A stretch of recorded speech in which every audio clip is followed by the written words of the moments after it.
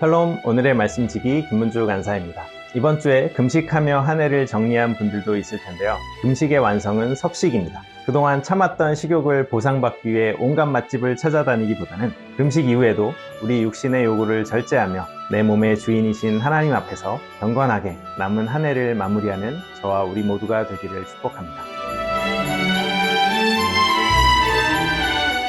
오늘 본문에는 미가야 선지자가 등장합니다. 앞선 본문에서 이스라엘 왕 아합은 오래전 아람 사람에게 빼앗겼던 길르앗 라못 지역을 되찾기 위해 유다와 동맹을 맺고 전쟁을 준비하죠. 그런데 유다의 왕 여호사밧은 아합과는 달리 경건한 사람이었기 때문에 먼저 하나님의 뜻을 묻자고 제안합니다. 그래서 아합은 400명이나 되는 선지자를 불렀는데 그들은 하나같이 왕이 듣고 싶어 할 만한 긍정적인 이야기만 합니다. 그러자 뭔가 수상함을 느꼈는지 여호사밧은 다른 선지자를 요구했고 이때 불려온 선지자가 바로 미가야입니다. 미가야는 혼자 왔지만 왕과 다른 수많은 선지자들 앞에서 전혀 위축되지 않습니다. 그가 처음 했던 대답에 아합이 좋아하기는커녕 화를 냈던 것을 보면 아마도 미가야는 빈정거리는 투로 다른 선지자들의 말을 흉내낸 것 같습니다. 일종의 조롱인 셈이죠. 그리고는 곧 진지하면서도 분명하게 하나님의 뜻을 전합니다. 400명의 선지자들이 모두 낙관적인 말을 할 때 오로지 미가야만 하나님께서 보여주신 불길한 미래를 예언합니다. 마치 850명의 바알과 아세라 선지자들 앞에 홀로 담대하게 나섰던 엘리야처럼 미가야도 오직 하나님만 의지하여 거대한 권력과 대중을 상대로 하나님의 말씀을 담대히 선포하고 있는 것입니다. 엘리야처럼 유명하지는 않았지만 미가야도 역시 하나님의 뜻을 온전히 전하는 참 선지자였습니다. 이런 미가야에게 왕이나 백성들의 반응은 중요하지 않았던 것 같습니다.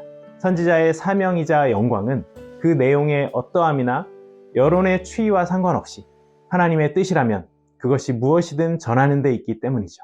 반면 하나님의 뜻과 상관없이 사람들이 듣고 싶어하는 말만 해준다면 그런 자들은 참된 하나님의 선지자라고 부를 수 없을 겁니다. 당시 이스라엘에는 하나님의 선지자로 자처하는 사람들이 최소 400명이 넘게 있었지만 왕과 백성들 앞에서 참된 예언을 한 선지자는 엘리야를 제외하면 미가야뿐이었습니다. 그러므로 진리는 사람의 많고 적음에 달려있지 않다는 것을 우리는 기억해야 할 것입니다. 이스라엘에서 목자는 종종 왕을 의미합니다. 따라서 목자 없는 양이라는 미가야의 예언 속 이미지는 아합 왕의 죽음을 내포하고 있습니다. 아합도 이 말의 의미를 직감했던 것 같습니다.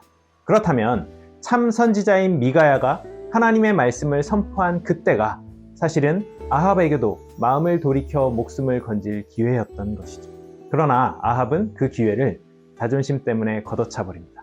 미가야는 이어서 하나님께서 보이셨던 나머지 환상을 설명하는데 그것은 전쟁에 관한 것이 아니라 두 왕이 조금 전 400명의 선지자들로부터 들었던 예언에 관한 것이었습니다. 400명의 선지자들이 동일한 예언을 할 수 있었던 것은 결국 아합을 전쟁터로 이끌어 죽게 하기 위해 천사들이 꾸며낸 전략이었다는 것이죠. 그러자 그 400명 중 하나였던 시드기야가 미가야의 뺨을 치며 그의 말을 반박합니다. 자기는 거짓으로 예언을 한 것이 아니라 하나님께 받은 것이라고 강력하게 주장한 것이죠. 이를 보면 400명의 선지자들이 다 한마음이 되어서 서로 짜고 의도적으로 왕과 백성들을 속인 것 같지는 않습니다. 그들 역시 자신들이 옳은 예언을 하고 있다고 믿었을 겁니다. 그것이 문제인 거죠. 악한 의도가 없어도 잘못된 예언을 할 수 있다는 것입니다. 하나님의 뜻을 아는 것은 단순히 지적인 영역뿐 아니라 영적인 영역까지 연관되기 때문입니다. 그렇기 때문에 시대를 막론하고 참 선지자와 거짓 선지자를 구별하는 것은 절대 쉬운 일이 아닌 겁니다. 그러니 오늘날 우리도 성경을 볼 때 하나님의 뜻을 바르게 이해할 수 있도록 성령님께 지혜를 구하면서 겸손한 태도로 진지하게 말씀을 대해야겠습니다. 한편 미가야는 시드기야의 도발에 누구의 예언이 하나님께로부터 왔고 누가 하나님의 영을 제대로 소유하고 있는지 따위의 그런 논쟁을 벌이지 않습니다. 그런 것은 시간이 지나면 다 밝혀질 것이기 때문이죠. 반면에 아합은 이번에도 신중하게 예언을 귀담아 듣지 않고 감정적으로 반응합니다.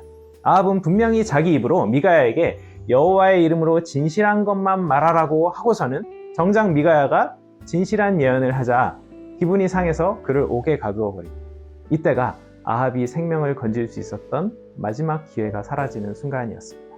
그는 자기가 듣고 싶은 말을 진실이라고 믿었을 뿐 참된 진리에 대해서는 관심이 없었던 것이죠.